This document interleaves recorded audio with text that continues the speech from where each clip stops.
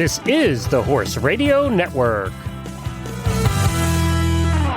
This is episode 124 of the Healthy Critters Radio on Horse Radio Network. Healthy Critters Radio is brought to you by Biostar US. Find them online at biostarus.com. On today's show, we share our favorite new products, services, and innovations of 2020. In Breed of the Show, we learn about the Llama. In Critter Nutrition, we share excerpts from the Complete Herbal Handbook for Farm and Stable, published in 1952. And in Coffee Klatch, we ask, what would the title of your horse or dog's autobiography be? Listen in.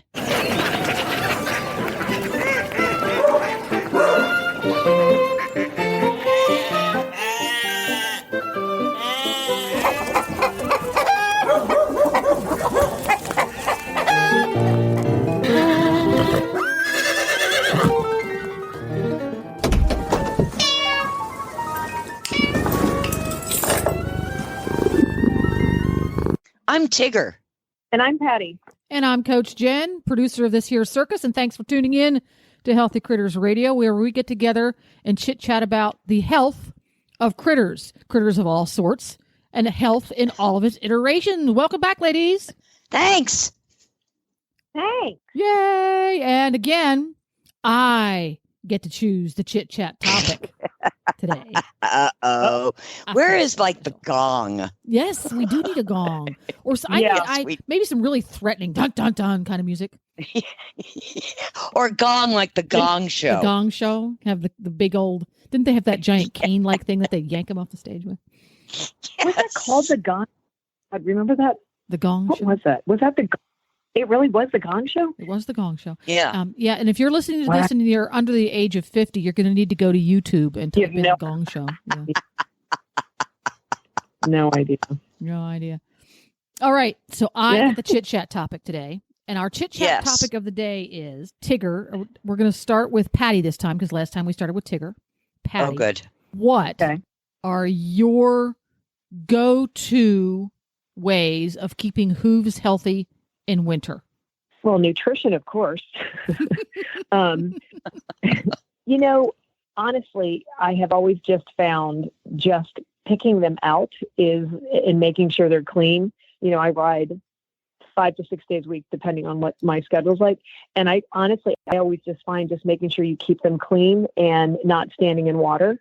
I used to be very big about putting stuff on the outside of their feet and whatever, but I really don't do that anymore. So I'm just going to say keeping their feet clean. Clean and dry. Interesting. So it's all about where those feet get to hang out. How about you, Tigger? I am, all natural. Get them regularly trimmed. There. Yeah. Sorry, Tig. It just weighs only Peter knows for sure. Yeah, that's right.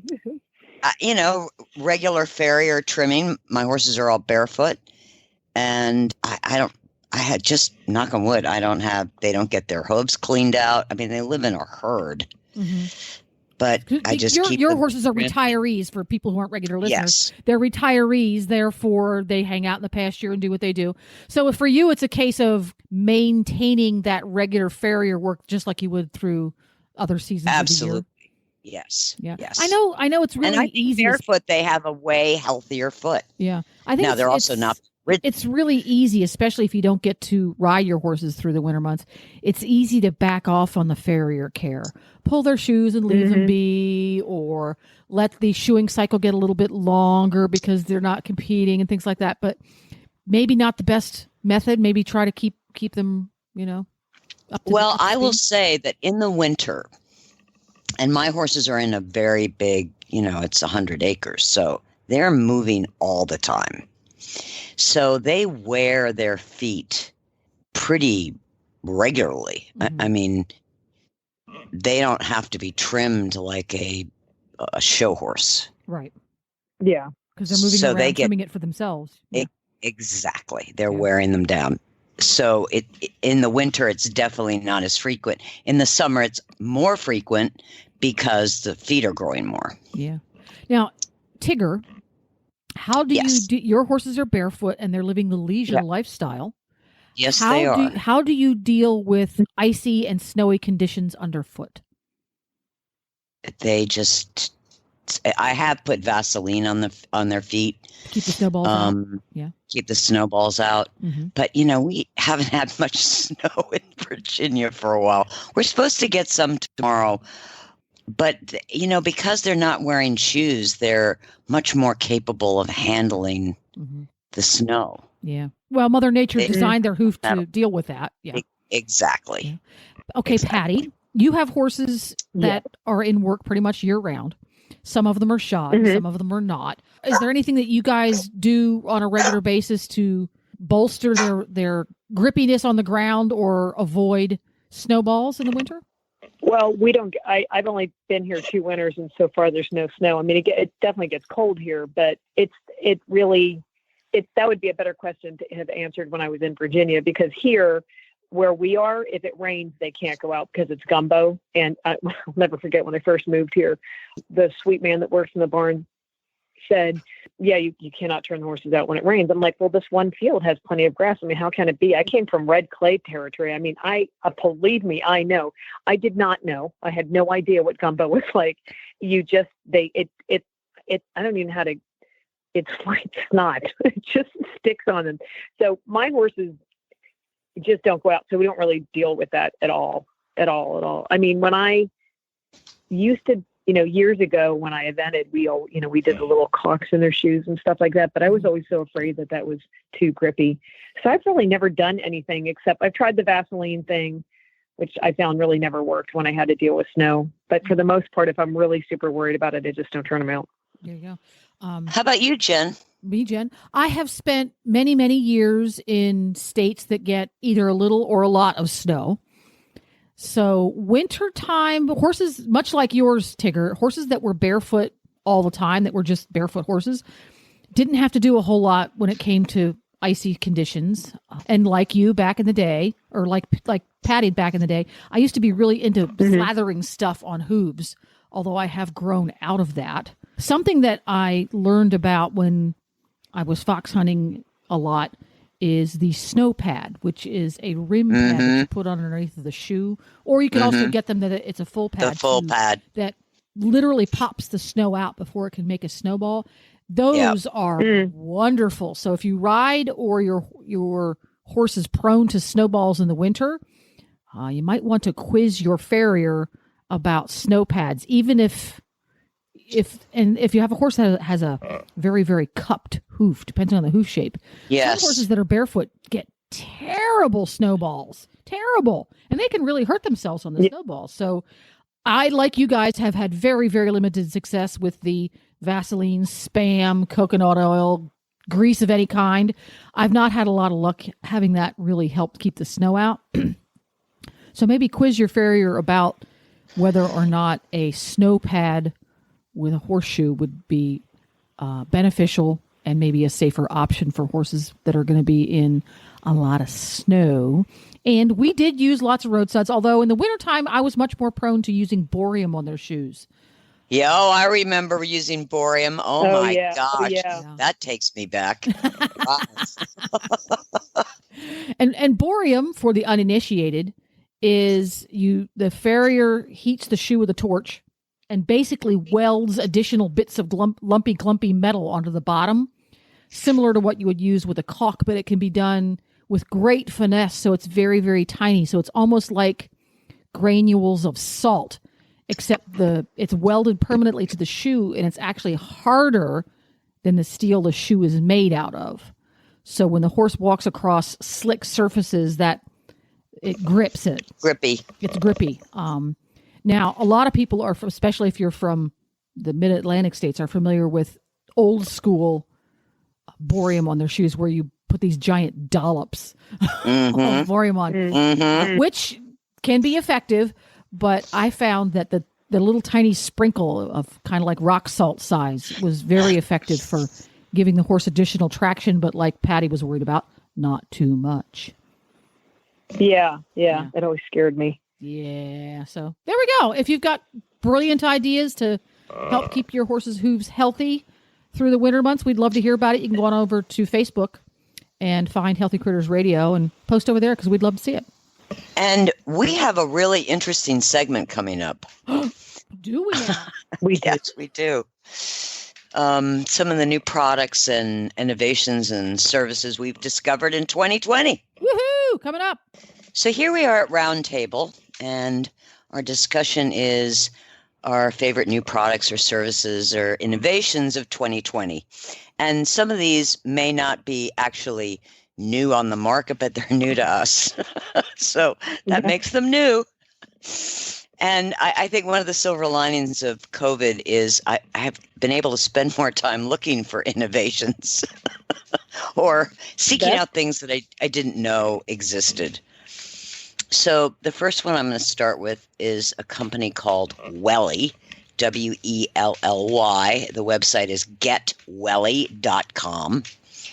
And it's this really cool, you know how we talked about in the past about, what do you have in your first aid kit? And well, these are like little first aid kits that are tiny, but they have bandages and antibiotic cream, and you can add scissors and tweezers and I thought it was, and some of the bandages have really cool designs on them. Now, when I look in my medicine cabinet, normal bandage containers, they take up a fair amount of space if you've got various sizes. And I thought this was one of the just a great innovation. I have one in the car, one in my purse. I'm giving some as gifts, one in the barn. It's just a handy tin, and you can reorder the bandages and antibiotic ointment instead of throwing the tin away. So it's B Corp certified, and what's that they've mean? got these are the social environmental. If you're certified B Corporation, means you have met standards of social environmental. Oh, okay. So they have a conscience. Got it. They definitely have a conscience. Good. And they're actually donating a percentage of their profits to a nonprofit. Well, I can't remember the name of it, but it's on their website. Anyway, they have lots of colorful tins and, some for children, and it's a great idea, and different sizes depending on elbows and knees, but it's all in these handy little tins. Yeah, and look at they're really cute. They're really cute. So Yeah. I'm giving some as gifts, and I think they'd be great to have in tack trunks and, in your trailer. And because I know it just, and I'm not driving a trailer anymore, but just with the dogs, something, you get a scratch or something in the car or moving something around or da-da-da-da-da. And it's so great to just be able to get in your glove compartment and put a Band-Aid on it. Huh. So that's Welly. Yeah, that's super cute. Getwelly.com. Yeah, that's so cute. Patty, what do you have? Well, so I have two things, and neither which I can tell you the exact name of, which I was trying to look up, but I'm going to describe them.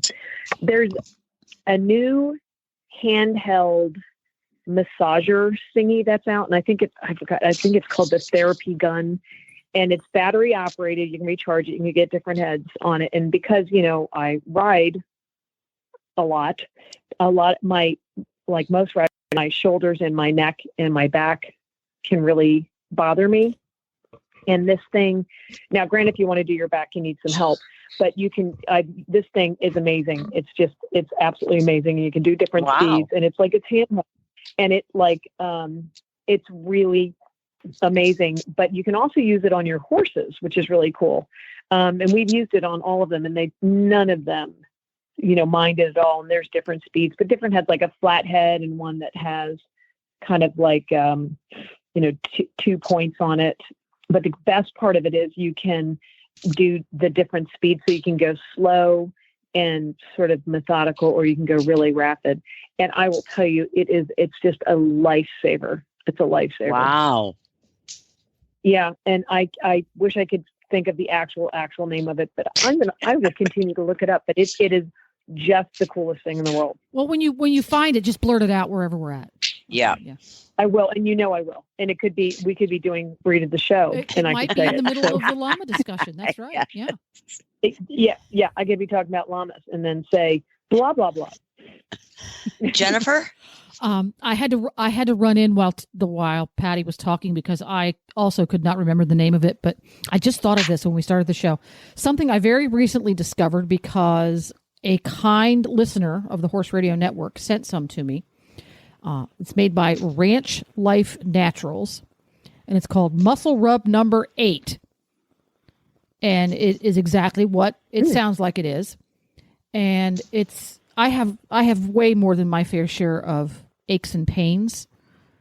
So I kind of live with aches and pain reducing products all the time. So when I find one that really works, I'm all about it. And Ranch Life Naturals Muscle Rub Number 8 is awesome for arthritic joints. It's great for carpal tunnel, cramps in your neck, because I've got one of those too. So I don't know that that it's made for people or horses. The jar has a little picture of a person, and a little picture of a horse, and a little picture of a dog. So I'm going to say it's all three. But it's got really good stuff in it. It's got organic aloe and vitamin E, and it's got clove oil in it, and cayenne. Circulatory. Yeah. It's got good stuff in it. It smells warming. It smells reasonable. It kind of smells like muscle rub. So if you've got some serious and significant hurty spots, either you, your dog, or your horse, check out Ranch Life Naturals Muscle Rub Number 8. It's pretty awesome stuff. There you go. And you know what you could do? Well, along that same line, I discovered a company called thegoodpatch.com. And these are the transdermal patches. They have one group that's hemp-based and one that's plant-based, if you don't want any hemp. And I tried the B12 Awake. Holy cow. Wowzers. It's Just awesome. Hearing that says, whoa. They have some patches for kids to sleep, for adults, for women going through PMS, for hangover, for pain relief. And it's great because you just put you don't have to swallow anything. You don't have to apply any, oil or anything. You just stick the patch on, and it's really freaking amazing. I mean, you feel it in about 15 minutes. Yeah. So it's thegoodpatch.com. I'm going to look that up. And you can just pick which patch or patches you want, and they last like 8 to 10 hours. So I may have to get that because I use I live. That B12, unbelievable. Energy all day. Huh. How about that? Patty? Well, I wanted to tell you that I found the name of the gun. Oh, yay! So and if you just look up, there's a bunch of different ones. The one that we have, it's called a POVE, OPOVE M3. There's a bunch of different ones out there that if you put in handheld massage things. But anyway, highly recommend that. The other thing that I have that I also cannot tell you the name of, my friend bought this off of Facebook. It is a suction cuppy thing that sticks to the wall and slides in a big round ball that you can put it somewhere on the wall, and you can go up against it and massage your back or your neck, or you can do, anything else. That thing is shoulders. Awesome. That would feel neck, great. shoulders, behind, underneath shoulders. But they apparently make one that you can also freeze, which I haven't seen that one, that the ball could be cold if you need it to be. But that thing is awesome. And it's just a little ball that rolls, and we do it right up against, the wall, or a big, what's the door framing called? I can't think of the name of door framing, but it's just, that thing's awesome. And I wish I don't think I'm going to get as lucky, because it was just one of those things. It's like a roller ball that you suck through the wall. Oh, that's so cool. So yeah, that thing is awesome. Jennifer? The other discovery for this year for me isn't necessarily a product, but more of a technique. And I don't know if I've talked about it on the show or not before, but Nigel, my OTTB, is the poster child for poorly designed hooves. We will prerequisite this discussion with that. And I and my very dedicated farrier, April, have been battling to help his feet be the best they can be. And weren't making a whole ton of progress. We were pretty frustrated. About the same time, we both came across a video done by a farrier by the name of Jeff Newman. And it's a technique where he uses the glue that is designed to glue a shoe onto a horse's hoof. Uh-huh. And you add other products to it, depending on the desired, the problem you're trying to fix. And then you put it onto the sole of the horse's foot. You kind of put it on there like butter, and they're very specific thicknesses and stuff like that. And it's more of a technique than anything else. And for Nigel, it's a game changer. Wow.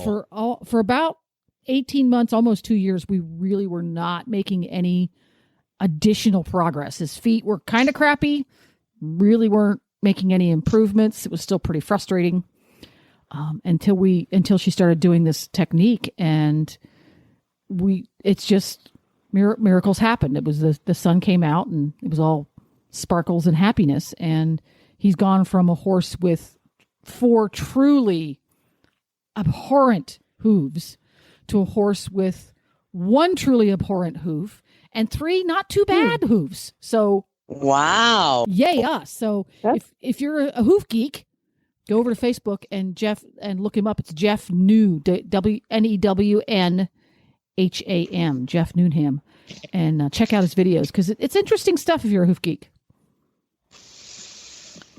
Well, I have 2 more products to share. It is a COVID year, yeah. Yes. So many of you may know that I have a chronically bad knee that's had 2 surgeries, and it's had some very bad spells this year that I literally have just been packed on ice and elevated and have to use crutches to get around the house.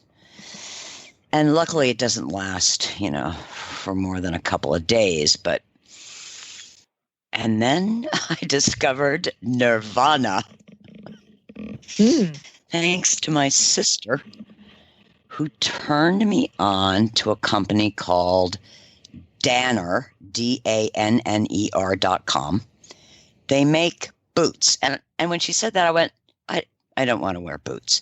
She said, Tigger, you wear these boots. They're going to offer you so much support for your ankle and your knee that it will cushion it. And I'm here to tell you they work. Now, these are, I use the hiking boots.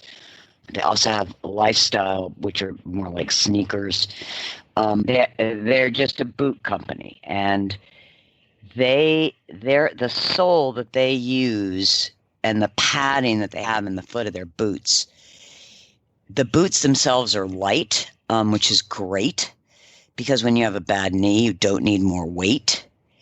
And the stability I get from those boots, I basically can walk around pain-free. That's pretty amazing. So who'd have thought? Yeah, a pair of boots. Danner.com. Yeah, a pair of boots. They're light. And they've got such a thick sole and such thick padding inside that it really cushions your joints. And so much stability. I mean, it's unbelievable. Because part of the instability of having a bad knee is that, you're afraid you're going to fall. Oh, yeah. I can imagine. It's really not a nice feeling. And with these boots, man, I feel like I'm rooted in the ground. So that's Danner.com. And the last thing, this is so cool. Now, I'm going to preface this by saying I haven't actually worked with it yet, but it's on order. And it's a company called Flare, Flare. The website is getflare.com.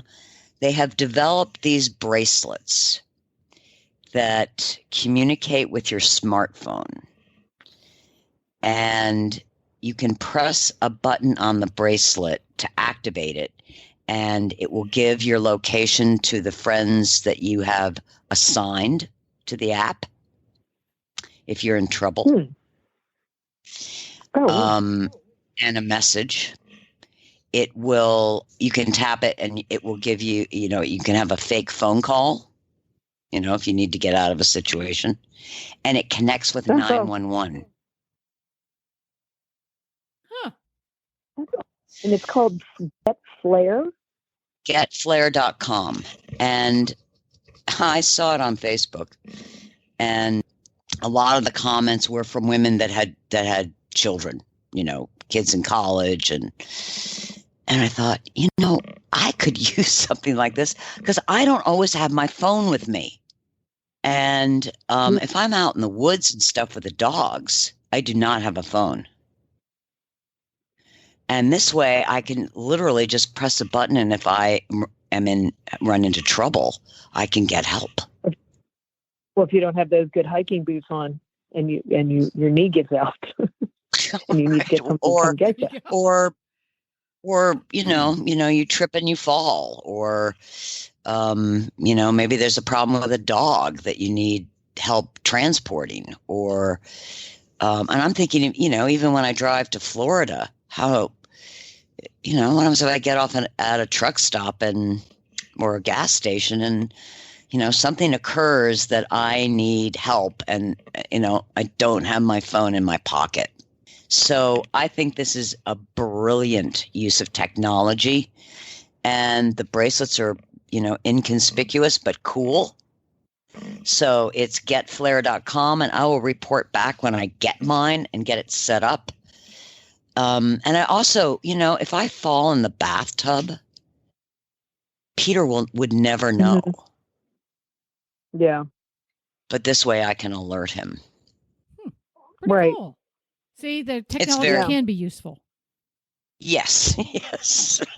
As much as I rage against the machine, I think this could save a lot of women, especially young women. Yeah. If you're in a bad situation. Yeah. So that's our new innovations and products and services for 2020. Dun, da, da.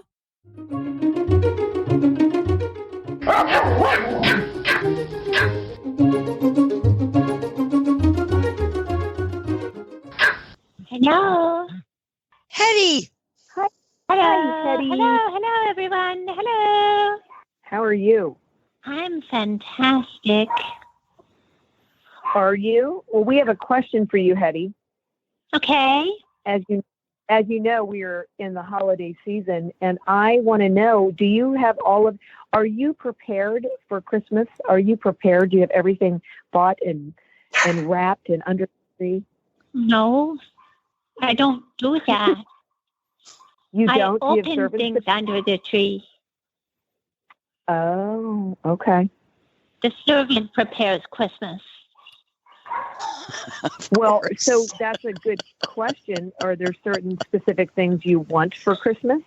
Well, so far we had a party in the indoor ring because it was warm. It wasn't really warm, but we pretended it was warm.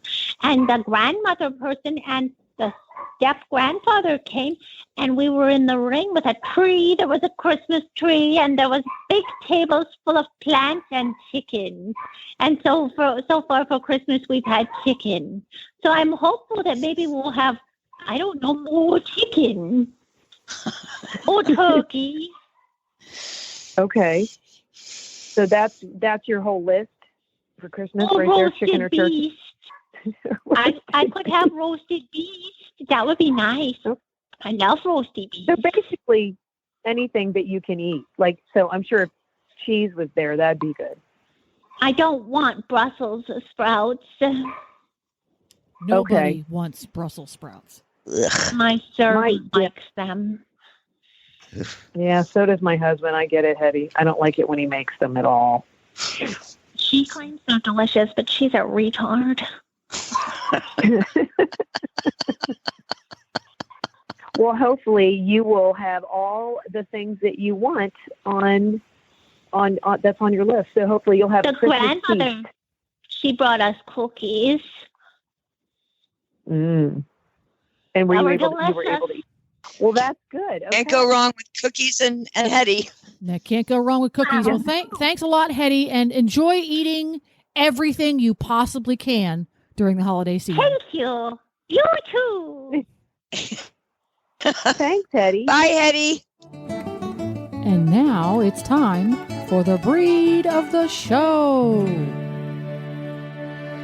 So we are at Breed of the Show, and we are going to do the llama, which is kind of interesting. You think you know everything about llamas, and I guarantee you don't.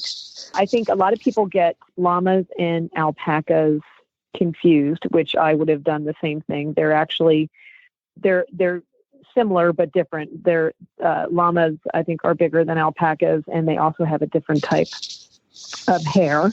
Llamas are actually the South American relative to the camel, which is interesting, but they are humpless, as is also the alpaca.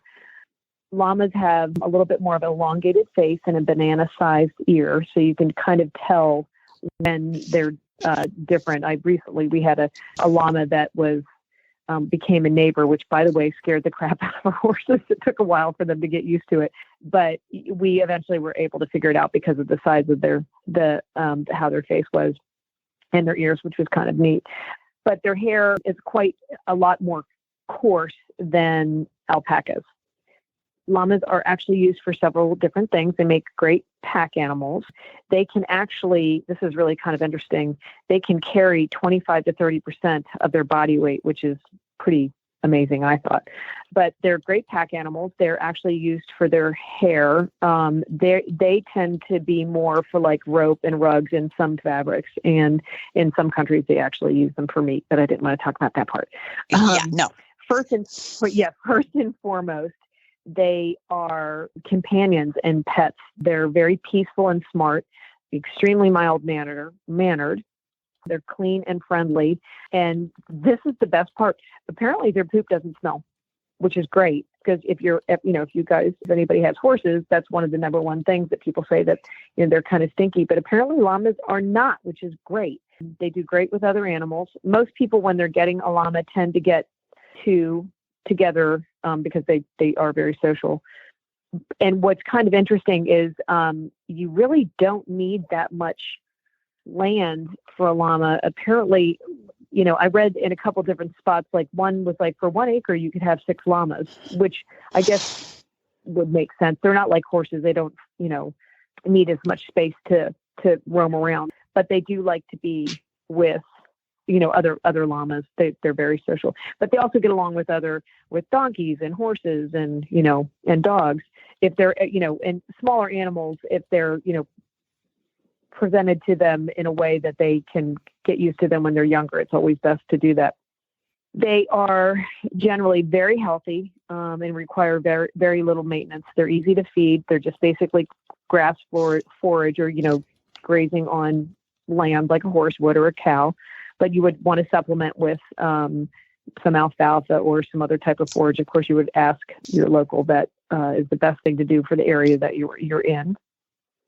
They are fantastic people. As I said before, first and foremost, they're great companions, but they can spit, which is so funny because apparently it doesn't. I don't know if you guys have ever been around llamas or ever seen one spit. I have not, but some of the videos are kind of interesting.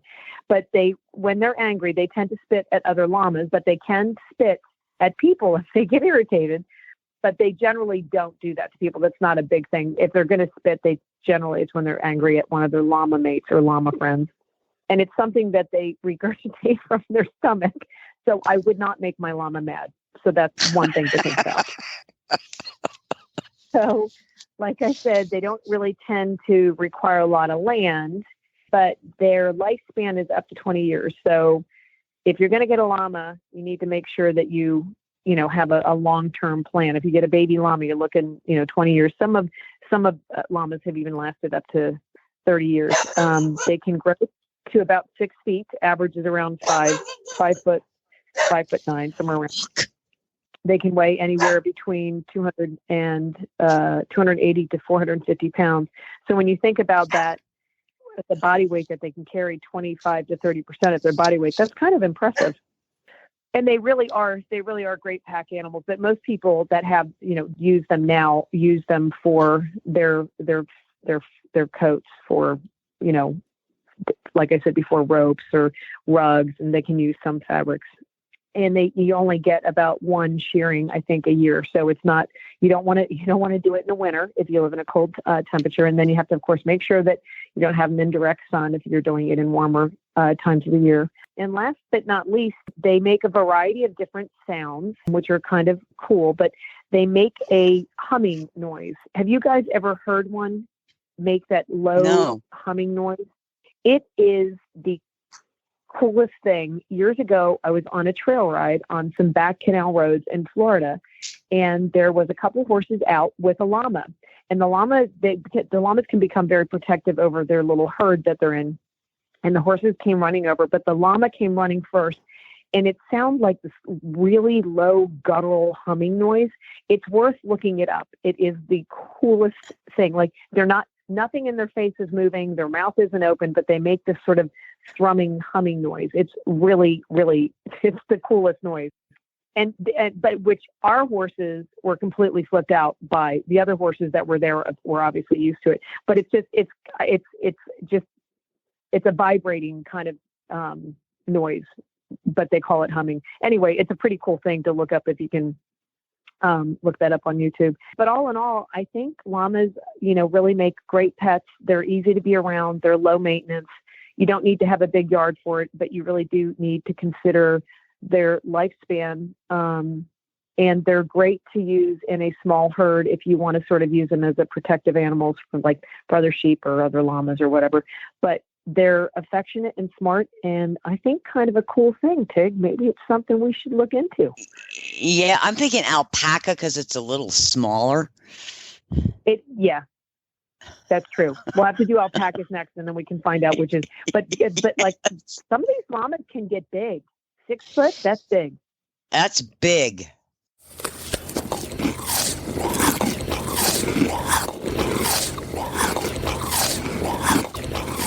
Here we are at Critter Nutrition, and I'm going to read some excerpts from the Complete Herbal Handbook for Farm and Stable by Juliet Barclay Levy, published in 1952. And I discovered this about 30 some odd years ago at Monticello at their gift shop. Wouldn't you find this unusual herbal handbook on farm and stable? She's a very famous herbalist, and I thought I'd read a couple of excerpts. This book covers, sheep and cows and all farm critters, and of course horses. I'm not saying that I would recommend her some of these treatments, but they're so interesting in terms of history. So this is a section on worms. Worms are overcommon in the domestic horse and are of 4 principal kinds: thread, round, tape, and bot. The general treatment for all worms is a short cleansing fast combined with internal dosing with garlic, followed by a laxative diet. It must be stressed that it is hopeless to expect to free and keep free a horse of worms when after treatment it is kept on horse-sick land impregnated with worm ova. Many stables have been in use for hundreds of years. Their paddocks also in almost continuous use, never rested, never cleaned, and therefore infested with worms. Such sick pastures are quite commonly the sole grazing and exercising for the unfortunate domestic horse. These paddocks have become entirely depleted of such common plants as mustard, wild turnip, couchgrass, brambles, green fern, and broom tops, which are all worm expellents. So again, she's from England, so they do have different plants there. But we have couch grass here in Virginia. So that was good information. This section is on flies. To protect against flies, first always let the horse keep its full and natural length of mane and tail, with which it switches away flies. Then treat areas where flies gather by applying a light rub of waste motor oil, obtainable free from most garages. Add a few drops of eucalyptus oil per pint for extra good effect. Avoid the eye. Rubbing strong wine vinegar morning and night into the hooves and up to the fetlocks penetrates the body and discourages flies and mosquitoes. Hang bunches of flowering El Campaign in stables. This sticky plant catches flies, which are then drowned by immersing the bunches. Also hang bunches of sage, rosemary, and chamomile. Okay, this section is on feeding foals, which I thought was really interesting. Once the foals are weaned and onto solid foods, they will require a generous diet to encourage them to make maximum growth. An average diet for an average breed of foal would be a basic feed of as much as it will eat hungrily of bruised sweet white oats, with half a quart of chaff, a gallon of bran with 2 tablespoons of molasses, half a gallon of pulped carrots with a tablespoon of powdered seaweed to aid bone formation and grow long, strong mane and tail, 2 handfuls of sunflower seeds, 2 handfuls of linseed meal. Also give nettle raw shaken in a rough cloth to reduce its stinging, several handfuls. Great attention must be paid to the pasture, seeing that it is young grass and rich in vital herbs. Good spring or brook water is as important as food for the health of the foal and for the production of rich blood. This is accepted by horse breeders in many parts of the world, including England, who insist on a natural water supply for their horses, finding that perfection cannot be attained on lifeless water pumped through lead pipes.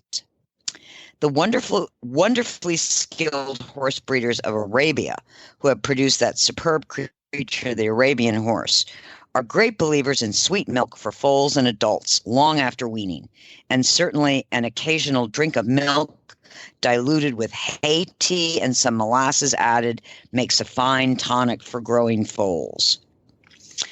The Arabs also give honey to their best purebred Arabian foals, about 2 tablespoons per day per foal. If nettles and dandelions are not growing in the pasture, they should be gathered and added to the diet at least 3 times a week. Fed chopped, raw, with the carrots, about 6 handfuls of each, as they are an important aid to strong nerves and red blood. French herbal tonics for their famed racing colts are marigold and strawberry foliage not sprayed. Such tonics are fed also to the best of their adult stock. Winter diet should be hay, silage, sliced or pulped roots, and a moderate amount of crushed wheat and barley, well mixed with a small amount of chaff for roughage, and a daily gallon mash of bran and molasses and linseed meal, to which should be added any winter tonics and blood cleansers, such as sliced carrots and swedes, which is turnip, beech, crushed rose hips, and hawthorn, watercress, seaweed powder, and a small amount of aromatic seeds, such as anise, dill, or fennel. Ripe apples and pears can be given in small amounts. It's it's a wonderful look into, an older tradition of feeding. Today we would never feed that much bran, for sure. But the book is a gem, at least for the kinds of I've learned a lot of the herbs that you can use with horses. She does also have a separate book just for taking care of dogs with herbal medicines. So that's Juliette de Barclay Levy, 1952, very well-known herbalist. And, look her up on Amazon. Real horses and real dogs are healthier, perform better, and recover more quickly on real food. That's why Biostar empowers horse and canine owners with 100% whole food nutrition, supplements, and feeding programs. Biostar products are made at their own certified non-GMO facility in Gordonsville, Virginia, using real fruit ingredients that are raw, freeze-dried, or dehydrated, never cooked, and are free from artificial flavors, colors, soy, corn, wheat, and molasses. The Biostar product line includes a wide range of whole food, horse and dog supplements, treats, and unique artisan poultices that embrace the ancient and traditional uses of clay and plants. Visit biostarus.com today and learn about whole foods and canine and equine nutrition so you can make the best decisions about the care and health of your horses and dogs. That's biostarus.com. Whole food nutrition the way nature intended.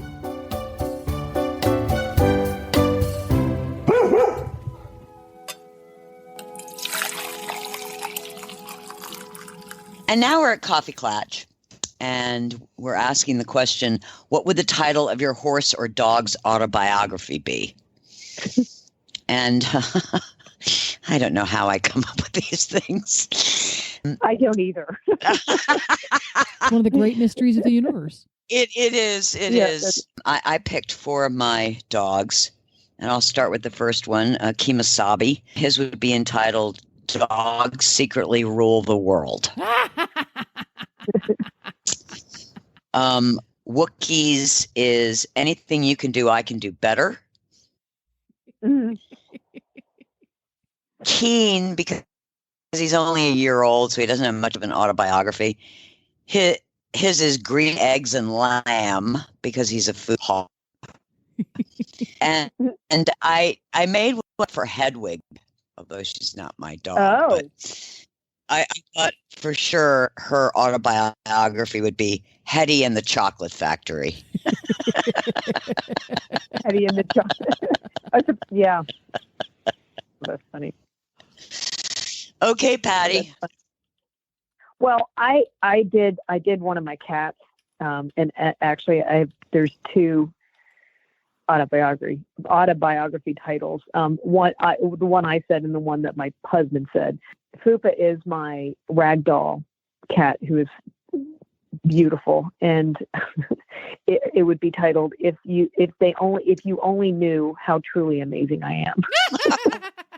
Because she just sits on furniture and beckons to me and looks at me as if you should be bowing. I mean, her and Hedwig would get along great because they have a lot of things that are perfect. Yes.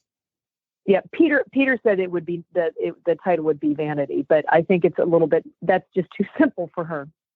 Yeah, or Vanity Hair. Yeah, Vanity Hair. Vanity Hair. Vanity Hair. That would be perfect. Is she really? Yeah. Okay. Vanity Hair. That's good. I'll tell Peter that. And the only other one I did was for my dog Burke, which would be Please Just Love Me. He, no matter, I have a granddaughter that I FaceTime with all the time. I literally cannot say anything of any height in my voice, or he is there in my face. He just wants to be loved all the time, 24 hours a day, every day of the week. So it would just, please just love me. How about you, Jen? I had a lot of fun with this one. We'll start with Nigel, also known as Big Lumbering Oaf. That's his nickname. Okay. His autobiography, I got a title, and I also got the format in which it would be published. Oh, good. So his autobiography would be One Day in My Life, and it would be a pamphlet. Mm-hmm. It would be a pamphlet? Yes. He's a horse of few words. Not a chatty guy. Okay. PT Scooter, Glenn's Hackney pony. His autobiography would be The World is My Alfalfa Cube, and it would be a paperback. And each chapter at the end would have a helpful tip on how to get your human to give you more food. Mm. I would have a house. He and Keen could do a joint book there. Yes, they could collaborate. Yeah, absolutely. Yes. And Pickles, our new greyhound. Yes. Now that we've gotten to know Pickles a little bit better, we've had her for right around 2 months now. Her autobiography title would be My Life Thus Far and Other Scary Stories. Oh, wow. It would be a graphic novel. That's so funny. Oh, that is classic. Oh, Jennifer, you aced that. Yes. Yeah, you did. Well, if you've got an autobiography in mind for your animals, let us know. Go to our Facebook page, Healthy Critters Radio. Thanks for listening, everyone, and thanks to our sponsor, Biostar US. You can find them online at biostarus.com. Get the Horse Radio Network phone app on iOS or Android by searching for Horse Radio Network in the App Store. It's free and easy to use. For details about today's show, go to healthycrittersradio.com, where you can find links, photos, and more information about our guests. As always, we love your feedback. Please follow us on Facebook under Healthy Critters Radio. Be sure to visit all the great shows on Horse Radio Network at horseradionetwork.com.